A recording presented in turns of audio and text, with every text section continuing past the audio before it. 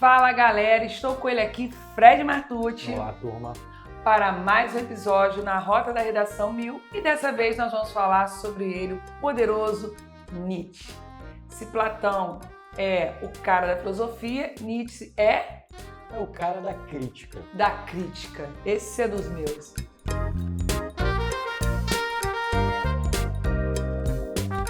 Mas vamos lá, Fred que tem Fred. Não passar nada. Fred.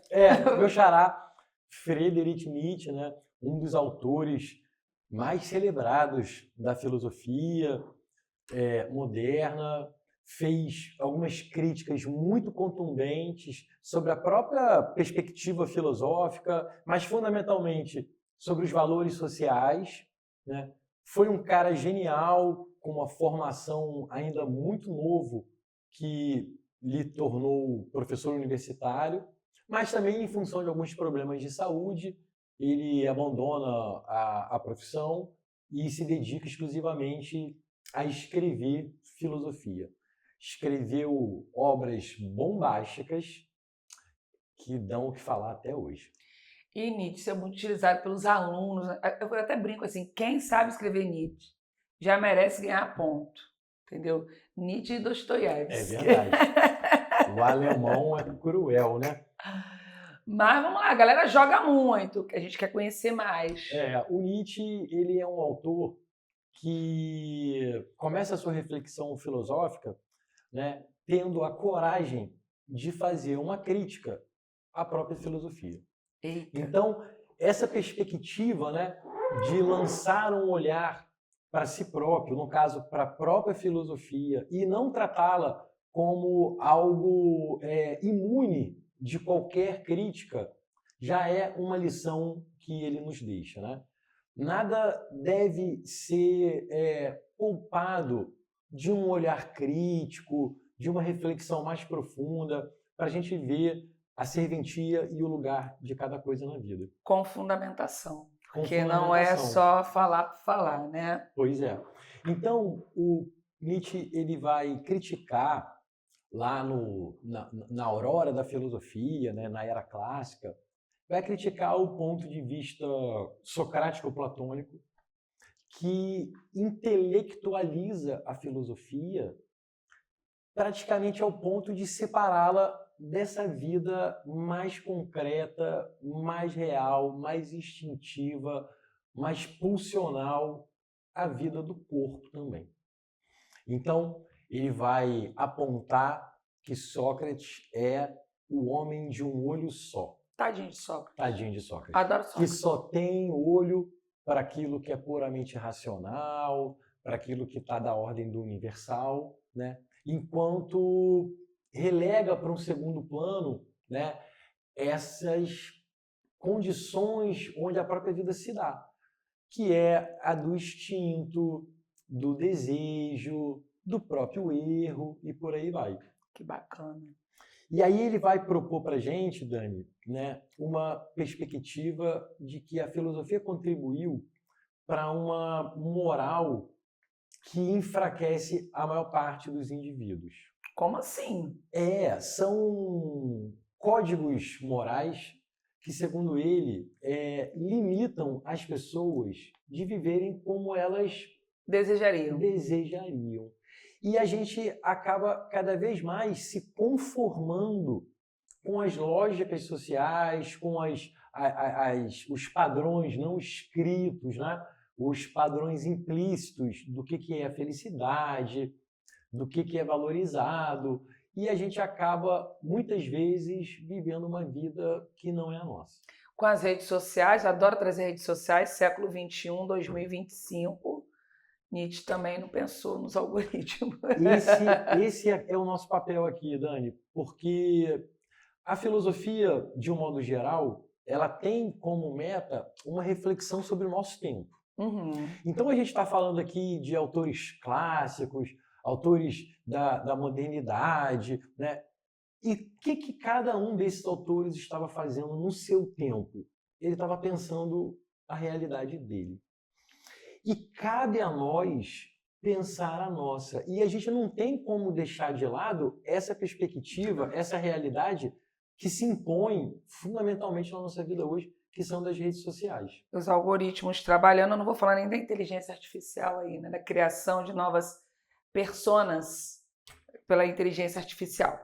Mas o que você, se você fosse escrever uma redação, qual assim uma frase, uma ideia que você acha que cabe para vários temas, seja um tema social, um tema ligado mais, temas sociais todos são, mas ligado à mulher, ou ligado à violência, ligado ao costume, à ética? Tem uma frase muito boa do Nietzsche que fala que os homens não gostam de ouvir a verdade para não terem suas ilusões destruídas. Senhor.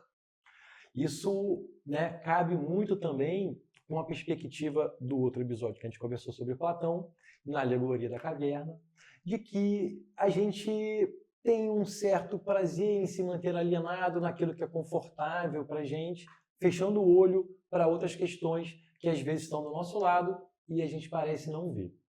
Então, segundo ele, a sociedade faz a gente viver a partir de certos parâmetros e códigos, né, que nos mantém sempre por baixo. E para ele falta uma vontade de potência, a capacidade de não se limitar por aquilo que está dado socialmente, de conseguir ir além, né, de fazer uma afirmação sobre a vida e não simplesmente, né, um jogo padronizado e burocrático do que seria a nossa vida hoje em dia. Então a gente poderia pensar, de repente, no argumento para usar essa frase que você trouxe, a questão da alienação social referente a determinados temas? Perfeito.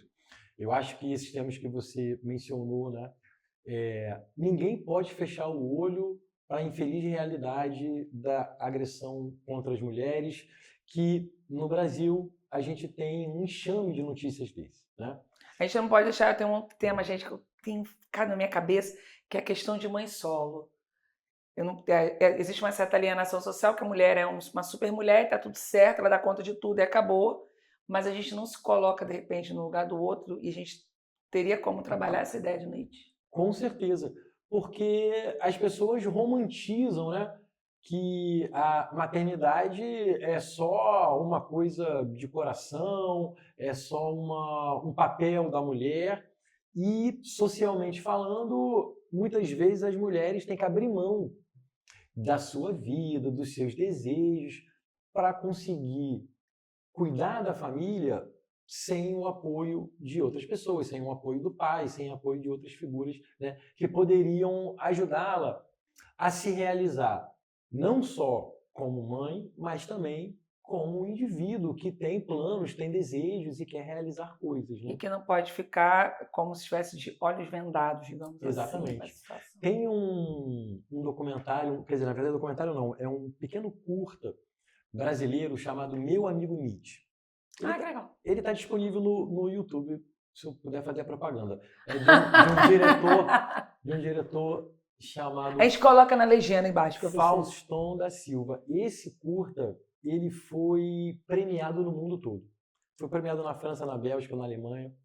E ele trata dessa realidade brasileira do aluno da escola pública e o olhar que geralmente a gente tem sobre esse aluno, né, de suas limitações, de que não vai realizar certos objetivos, tudo tal. E o curta mostra um aluno que se depara com um livro do Nietzsche, no lixão, né, e ao começar a ler o livro, ele se transforma num super-homem. Né? O Ubermensch, que é um conceito que o Nietzsche traz, né, tem a ver com esse sujeito. Ubermensch. Que é isso? Em alemão, talvez a tradução... Já pensei em uberização, gente, desculpa aí. O Uber em alemão significa o além. Né? Ah, tá. Então, um Ubermensch poderia ser traduzido de maneira mais fiel como o além do homem. Mas há uma tradição da tradução desse termo para o português e a gente convencionou traduzi-lo por o super-homem. Entendi. É aquele que está para além do homem Que homem? Do homem cotidiano, do homem tido como comum, que se limita pelas regras sociais. E o super-homem, o menino, o Lucas, né, que é o personagem do curta, né, ele, a partir da reflexão que o livro Assim Falou Zaratustra propõe, né, você vê que ele consegue vencer várias dificuldades. Então, ele começa a escrever muito bem, faz uma redação que a professora fica muito surpresa com o resultado, né? Ele consegue se colocar diante dos amigos e da comunidade escolar de uma maneira diferente, com mais confiança, dentro da sua própria família também. E esse caminho, né, é o caminho que a filosofia, que a saída da caverna, que o Nietzsche, que muitos autores propõem para a gente fazer, né? Que é deixar de estar submetido àquilo que está posto de maneira acrítica. No caso, Nietzsche, que fala muito bem sobre isso. Exatamente. E conseguir se colocar na vida a partir dos nossos desejos também, de nossas vontades de realização, né? Não se limitando por aquilo que socialmente é considerado o normal, o aceito e por aí vai. Ou seja, galera, tudo a ver com a redação, que sensacional. E o Nietzsche, ele vai buscar essas críticas aí de maneira reflexiva, né? E eu acredito que essa questão, como é que é o nome? Ubermensch. De não se conformar com esse mal que está na sociedade, que ele está inserido ali para se transformar. Seria isso? Perfeito, Dani, porque o Nietzsche nos chama a atenção também de que esses valores sociais e padrões que a gente encontra por aí, eles não são naturais. Eles não desceram do céu e nem brotaram da terra. Eles foram sendo organizados ao longo da história humana e eles poderiam ser diferentes. Então, esse não conformismo, né, tem a ver com não naturalizar as condições que a gente encontra no mundo de muita miséria, de muita injustiça, de mães solteiras, né, com todo o peso da existência nas costas. E ele vai falar, e aí vai uma questão que eu lembrei agora, porque esse Superman aí, as pessoas poderiam pensar, mas tem a meritocracia, e ele está indo por questões de gamificação, mas o Nietzsche nem tinha essa ideia, né? Sem dúvida nenhuma. A gente às vezes deturpa um pouco essa ideia do que poderia ser uma meritocracia, né? E, obviamente, que faz sentido a gente colher os frutos daquilo que nós somos capazes de plantar na vida, né? Mas não como uma gamificação. Você acredita que eu já joguei gamificação junto aqui? Exatamente, né? Mas a vida não é um joguinho onde estamos competindo uns com os outros para fazer mais pontos, né? Vamos lembrar também do que a gente falou no episódio sobre o Aristóteles, né? O importante é a gente viver bem, ser feliz, estar satisfeito, né? E quando a gente... Feliz não é a felicidade do outro, mas a nossa felicidade. Exatamente. A felicidade não é realizar o que o outro espera que você realize, né? Mas filosofia de você... também é psicologia. Com certeza. De você ser capaz de, na leitura da vida, entender qual caminho que você quer trilhar, as coisas que você quer realizar e estar satisfeito com essas situações, né? Não simplesmente vivendo a vida das aparências, a vida da sociedade da transparência de Binchurran. Pois é, a vida que a gente gosta de mostrar na internet, nas postagens e nas redes sociais, né? Muito bacana. Então, Nietzsche é um autor que dá para trabalhar bastante nas redações do Enem, né? Acho que Perfeito. Também do UERJ, também criticamente falando. O Nietzsche, do ponto de vista para o trabalho que você desenvolve primorosamente da escrita, verdadeira, única, autoral. É um autor que entrega tudo isso.